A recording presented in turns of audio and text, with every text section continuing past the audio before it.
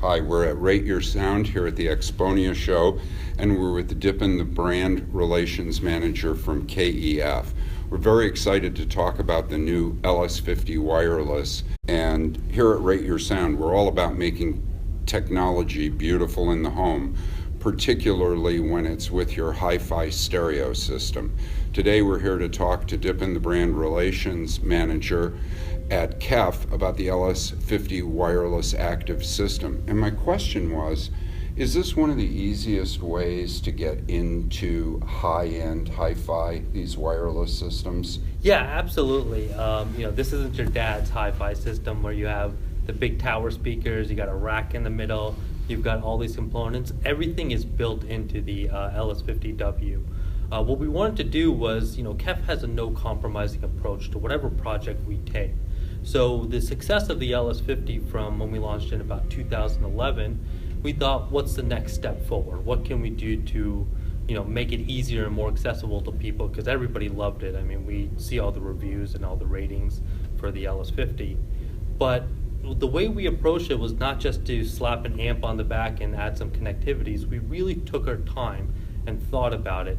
So if you're even looking at the design of it, look at the heat sink. The heat sink is not just thrown on the back of the LS50W. It's carefully crafted to work with a port design to make sure all the acoustics with the original LS50 aren't taken away or compromised in any fashion.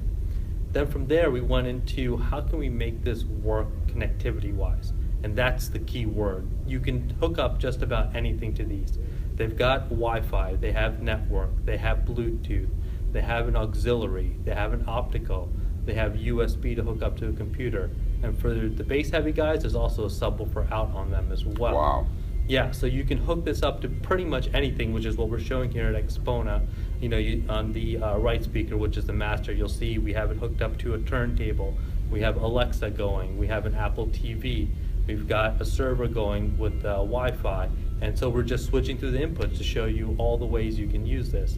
And that's what we want. We want it easy for people who's interested in music, doesn't understand how to put together a hi-fi system, but can still approach the LS50 Wireless, and it makes perfect sense to them. We like the shots that you've done. Really kind of fits into the home decorator in mind. Yeah, I mean, we take that into serious consideration because the speaker's got to do two things, right? It's got to sound good, and then somebody's got to live with it. It's got to go in your home. So, there's some great sounding speakers here, but they're big giant boxes. I know my wife would never let me put that in my house.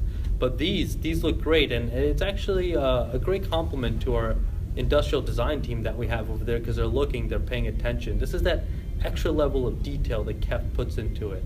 On the top of the right speaker, you see the OLED screen. It's a nice touch interface. We try to make the aesthetics as important as the acoustics to make sure that it fits most people's needs. Thank you, Dipin. We're here at the Axpona show talking to Dipin about the LS50 wireless system. And one of the things we found most interesting with all these wireless systems is the control app. And we noticed particular attention to detail at KEF in both the setup, the DSP, the subwoofer, and we just wanted to know more about that. Yeah, great question. So our engineers approach this in a very scientific way, because creating the app is not a simple task. I mean, there was a lot of time invested into it, a lot of different departments within KEF talking to make sure it worked. So the app actually does, three basic things. The first is it onboards the speakers onto your network. So the LS50W, you have to go through the process, as you do with any speaker, of onboarding it onto a network so that you can see it through either your LS50W app or through any other DLNA programs you might have. Secondly, it works as an interface between DLNA servers as well. So for example, we have a JRiver running here off a laptop, which acts as our server, so it allows us to interface through it and to stream music to the LS50W. And the big thing is the DSP control. Now this was a very, very careful approach that we took. And the reason being is we always know the hardest part about setting up a speaker in a room is always the room. So how can you do it? So we set up 3 different ways of doing DSP controls. The first is simply on the back of the speaker. There's an option for desk or wall, or whether it's freestanding or on a stand. So these simple questions anybody can do a little bit of tweaking right off the bat. If you go into the LS50W app, we have a whole section there for basic and expert. Basic takes you through some very simple questions like, how is your room? Is it a live room? Is it a modern room? Is it a damp room? Do you want a little bit more bass extension? Do you want a little less bass extension? Do you have a subwoofer plugged in? Very basic things an average person can answer. Then for the expert, for the audiophiles, for the guys who really want to deep dive into the settings, we can do a treble trim. We can do different types of setup with the subwoofer. And even the subwoofer output, we know how difficult it is to integrate a subwoofer into a room, especially with the speakers. So instead of just making the subwoofer output hot and sending the whole signal within the app, we actually set up high pass filters, low pass filters, sub gain, polarity to actually make the subwoofer integrate with the speakers. The whole idea is to make the speakers work for you in whatever room or whatever environment you're in, without compromising the advancements we've made on the LS50 driver from the engineering side.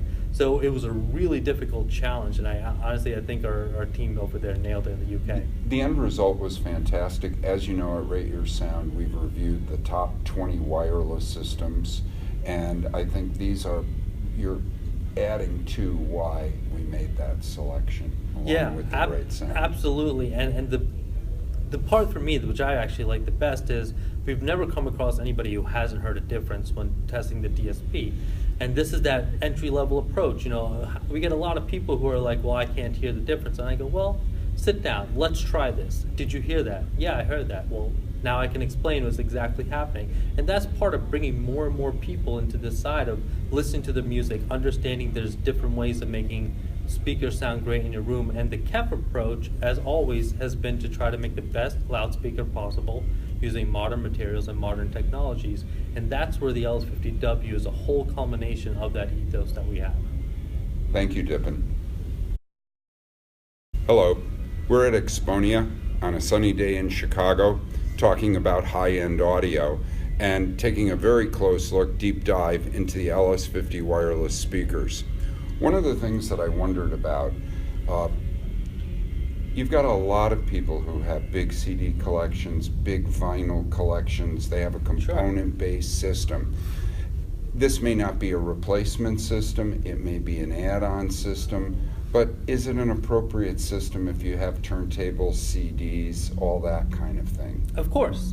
The thing with the LS50W is connectivity. That's why you see all the inputs on the back of the master speaker, which is the right one. Hook up whatever you like. Actually, here at Axpona, we have the VPI player table hooked up, and we'll be playing some vinyl throughout the show as well. We put all these inputs on the back so that whatever your situation is, however you like to listen, we want to make all options available. So if you have your own CD player, coming through the auxiliary input or the optical input, depending on your setup. You have a turntable, you will need a photo stage. It's not an auxiliary photo, but you can come right into the auxiliary input. Now, one of the big things we did is throughout the whole system is we kept everything 192.24. So even when you come in the auxiliary input, everything in the A to D is being converted at 192.24. So we, from the engineering side, are trying to keep as much integrity of the original source as we can.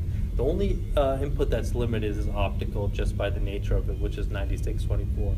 But through this system, you can actually stream 192.24 as well. And obviously, we know Bluetooth has its own limitations. But whatever you have right now, there's definitely a way to integrate the LS50 into your system.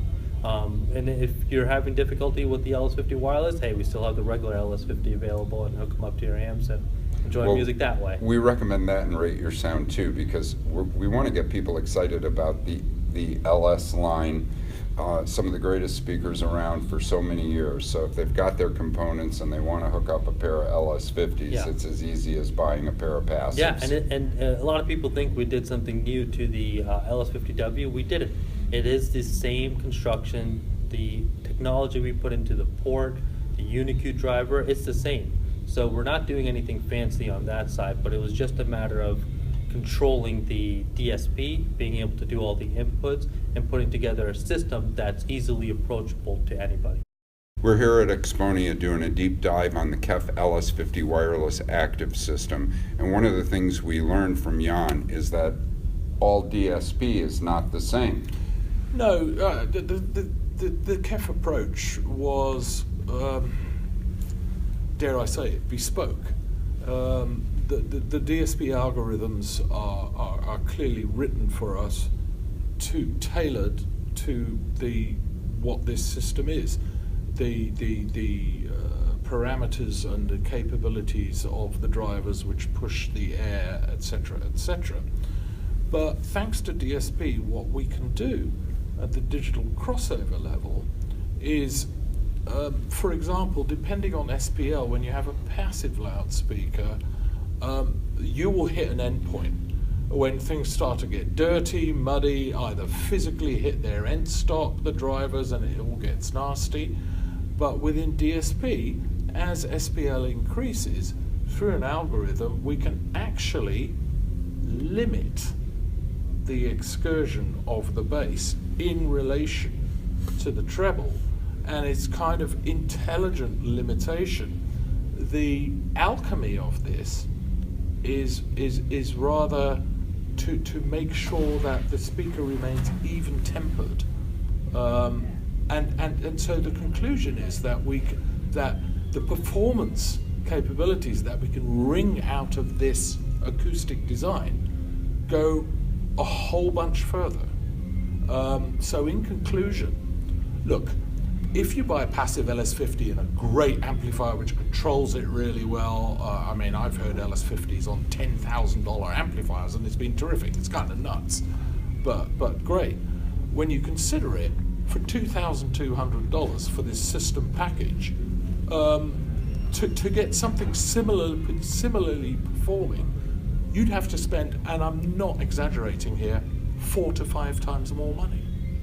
So for us, it's a mouth-watering prospect. And it's an opportunity for the listening public to get into high-end, absolutely simple, easy-to-use systems.